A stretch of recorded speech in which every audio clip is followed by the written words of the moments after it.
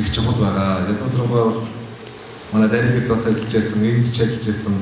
Бид бол Монгол төрийн төлөө маргалдаа бие биенийг дэмжиж тэгээ сайхан ажиллаж байсан. Энэ бол хэсэг чухал үйлдэл гэж хэлбэ. Ер нь бол улс орон даяар улс төрчлөлтүүд үнэхээр хэрэгсэж байгаа. Хоёрдугаар нь ийм нэгдэл бас байх шаардлагатай. Ерөнхийлөгч улсын хурлын гишүүд дандаа ийм нэгдлийг бодож үгээ хэлдэг байсан. Бид чинь зөвхөн бидний түүхэл үнийг харуулдаг шүү. Гадныхны гадгалснаар бид хэлбэрдүүлнэ. Одоо л яаж гэхээр хятад сайн орос сайн эсвэл Америк муу эсвэл Орос муу хятад сайн гэж одоо хоорондоо ингэж үзээд байна. Эцсийн зүйл хэл гараад Монгол улсын иргэн шиг нэг л байгаа ийм асуудал. Энэ олон төрлийн хуваах нь хэрэгсэж байгаа. Энд дээр хуваахгүй байх уг нь бол үндсэн хуулийн заалттай. Энэ яаж ихээр альва асуудал Монгол улсын язгуурын хэвшил нийт иргэдийн шиг дээдлж ажиллах хэрэгтэй. Төр дээдлж байгаа хүн. Эргэцүү төр гэдэг хүн төр дээдлж байгаа хүн болгон хуулийг дээдлэх хэрэгтэй. Тэгээ одоо энэ юу болж байгаа вэ гэхээр хэн нэг аль нэг нам аль нэг доош нь хий. Хэн нэгэн улс төрчлөлт хэн нэгнээ доош нь хий. өөр үндэслэгөө ярь. За хэн нэгэн иргэн бас одоо хажууд байгаагаа нэгээ таалагдах гэдэг өөр ийм байдлаар очиж байгаа. Тийм учраас энэ 16 оны улсын хурлын сонгуулиар энэ үндсэн хуульд өөрчлөлт оруулаад энэ сум дүүрэгт нам оролцдог, сум дүүргийн сонгуульд нам оролцдог. Энийг боловсон дээр байл. Ерөөсөө дүүргийн хэсгээр сумын хэсгээр бол иргэдэн шүү сонгодог. Тэгээ бас улс төр бидний өрсөлдөөн бидний байх ёстой. Энэ нь бол яаж гэхээр улсын хурлын хаад сонгуулиар намууд нэрээ дэвшүүлж байгаа юм. Зөвхөн нөгөө альбагийн хоёр талтай зоос хоёр талтай гэж бид ярьдаг. Энэ Монгол төрийн үйл ажиллагаа, улсын хурлын үйл ажиллагаа ил тод нээлттэй байгаа нь маш чухал юм аа. Энэ дээр бол таавал бас мэдж байгаа, дүгнж байгаа. Бид хүн бол бас ухаантай ард юм уу? Тэгээд бид зөвхөлөө олон янзын хүн даваа багшилыг давж туурж ирсэн ч гэсэн энийг бол бид ойлгох аргатай байна гэж ойлгож байна. Хоёрдугаарт нь за энэ нэг чухал асуудал яриад байлаа. Дэлхийн олон орнууд бидний урдчилж явж байгаа бүх орнууд иргэдийн орон сууцны асуудлыг шийдсэн байгаа. Энэ төлөөс явахаас өөр арга байхгүй. Үнэхээр манай жинжин клубийн орчим 12 дугаар орны иргэн бол тал тэгшгэн ийм газар. Гэхдээ орон сууц байхаар доош нутдаг. Тийм тохиолдолд бас тодорхой хэмжээний усны хамгаалалт, үгийн хамгаалалт хэрэгтэй. Тэгээд альва нэмийг бас хэлэрхий улс төржүүлэх нэг ийм асуудал байх юм аа. Тийм учраас яг энэ цаахалтай санаа нэг гэдэг хороондоо, сумандаа, багтаа улс төрчлөг энэ асуудлыг үндсэн хуульд өөрчлөлт оруулах өөрөлтөө бүх ард түмнээс асууж байгаа шийдвэрлэе.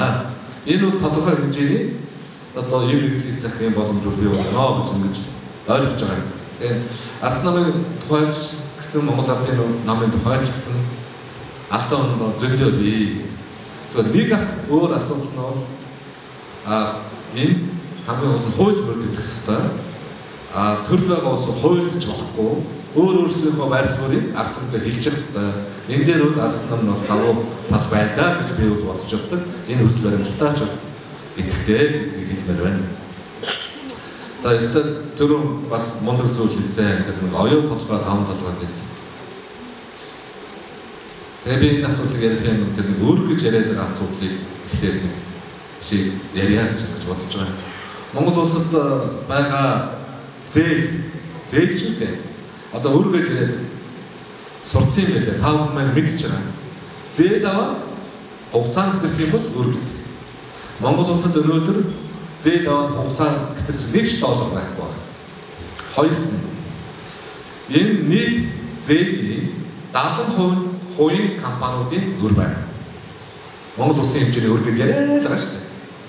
За тэр дотор нөгөө алдартай оюутлын анхны хөрөнгө оруулалт $6.6 тэрбум буюу 12 их найдвар. Энэ бол Монголын төр засаг төлөвлөгөөр биш ээ. Энэ бол тэр хөрөнгө оруулагч компани охин компанида зээлдүүлсэн зээл. Дараа одоо түрүүний манай Улаанбаатар гишүүний ярьдаг тэр NCS компани, Ондоо гишүүний MA компани гэх мэт компаниудын өрөөд байна. Зээлүүд байна. За нийт зээлийн 67% нь 2006-аас 12 оны хооронд авсан ийм хөрөнгө байна. Тэгэд одоо юу болж байгаа гэхээр нийт зээлийн 70% нь хувийн хвшлийн компаниудын арилжааны банкны зээл байгаа. Улс төрчид юу гэж юм гэхээр нөгөө нийт зээлийн чинь ард түмдээ хуваагаад хэдэн сая төгрөг байдаг. Энэ чинь яаж байгаа юм бэ? 21-р зуунд ингэж хагалт бодлож болохгүй шүү дээ. Одоо өөрөөр хэлбэл нэг ийм юм болчиход байна. Хойд дэлхийд ер нь бол арчлын замаар зах зээлийн эдийн засгаар төрийн үйлчлэгээр нээлттэй байдлаар дэлхийн улсууд бүгдээрээ явуулчихлаа. Манай хоёр жишээ явуулж байна. Хойд солонгос л одоо тууж бодно гэж байнга айлгаад байна. За одоо улс төрчид нь эв мэдлийг сахих улс төрчид нь өөрөөргөө л өдөр болгон яриад ингээд улс орны иргэдийг хаглаад ингээд байгаа асуудал байна. За энэ сонгуулийн тогтолцооны тухай ярьдаг. Тэгээд би зүгээр тэр холимог тогтолцоо бол дэмждэг. Ер нь бол яаж юм гэхээр 2012 оны сонгуулийг хүртэл ерөөсөө энэ улсын хурлаар улсын төсөв хуваагддаг. Энэ чинь ерөөсөө 3-2 дандаа хөдөө явчихдаг байсан. Тэр нь яаж юм гэхээр 56 хөдөөнөөс за нэг 14 хотоос 6 хэсэг тархан гэж ингээ явчихдаг. За тэрний холимог тогтолцоо гэж юм гарч ирээд улс орны хэмжээнд асуудлыг хардаг шийдвэрийн тоо нэмэгснээр өнөөдөр нийс даруулж байгаа хөрөнгө оруулалт нэмэгдэж байгаа. Гэхдээ энэ жагсаалтыг ерөөсөө ганц сонгогдож үзээгүй. Гэхдээ ядахтай нэг тэдгээр хүмүүстэй нэлээд амьдралаач авч үзээг болсон намын жагсаалт гэдэг юмар ороод ирэх юм аа. Тийм учраас нэг удаа тойргоо сонгож үзэх үнийг л жагсаалтанд оруулахгүй шаардлагатай. Хоёр дараалан одоо жагсаалтанд орно гэж хэлээд бас хэрэггүй. Энэ асуудлуудыг ингэж шийдсэн энэ бол дэлхийн эдийн засаг юм аа гэдгийг хэлэх байна. За тэгээд нэмийн үйлчлэгийн албан татвар. За би та бүхэнд сайн хэлсэн. Тэр их хэмжээний өрөм ил боллоо. Энэ бол тэр улс төрчид төрийн царгааны албан хаагчдаг бол бид тэр өшөөд хамруулаагүй. Энэ бол Монгол улсын аж ахуйн нэгжүүд болон иргэдэд байсан хөрөнгө. Ер нь энэ чинь хүмүүнлэг ачсан нэг. Тэгээд яаж юм гэхээр иргэн баян бол улс баян гэдэг. Тэр хөрөнгө нь ил болж гадагшаа тэр ерөөсөө гадагшаа хөрөнгө урсахгүй байхад л тухайн орны төр бол анхаард. Тийм учраас энийг ил болсон. Чааштай бол татвараа төлөё.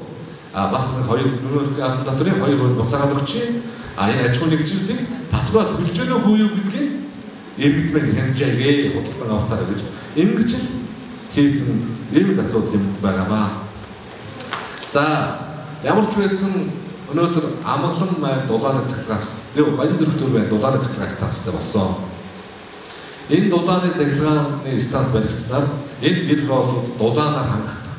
Энд иргэд орон сууцаар барих аж ахуйн нэгжүүд бие судалгааны гудамж төр төвөдөө байх ийм боломж нэгцээ.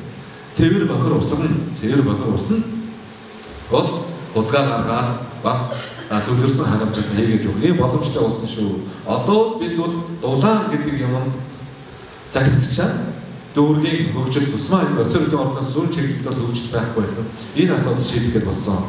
Би зүгээр нэг зүйл ингээд ном уншаад хараад ингээд байж хат бол ер нь улс орн иргэдэн хинч байсан аливаа юмыг эд класс нь хардаг болох юм бол өөртөө чамар хажуудаа чамар нийгэмдээ чамар ингэж хөгжиж өгдөг ийм л асуудал. Тийм учраас зөвхөн аливаа асуудлыг болж байгааг нь болохгүйгээр хандахгүй байгаамаа. Ойлгоод хэлсээр байтал сонирхолтой жүжигчтэй компаниар санхүүгийн зөвлөлт хийсэн. Энэ Sweden-ийн газар. Тэр нь гэрээ байгуулалтын юм баахан хувьцаа авч гад гэрээ байгуулсны дараа зарсан Goldman Sachs гэж компани. Эндээсээ 689 сая доллар ашиг хийсэн байгаа. Би сая нөгөө сайхан байлгийг огцруулах гээд ерөнхий сайдаа огцруулах гээд хэлсэн. Би гэрээ гэж хамтаа байхдаа хийгээдсэн. Та нар ийм хийгээдсэн. Хоёрт нь гэрээд 4 тэрбум долларын хөрөнгө оруулалт. За юугүй газар юм. Уг нь 360 гаруй юм байна. 4 гэдэг чинь. Тэрийг 6.6 тэрбум доллар болж явах нь нөгөө засгийн газар нь хараас авчихсан. Тэгээ нөгөөд манай төсвөөс төлөгдөх учраас бид энийг шалгалтаар тогтоосон байна.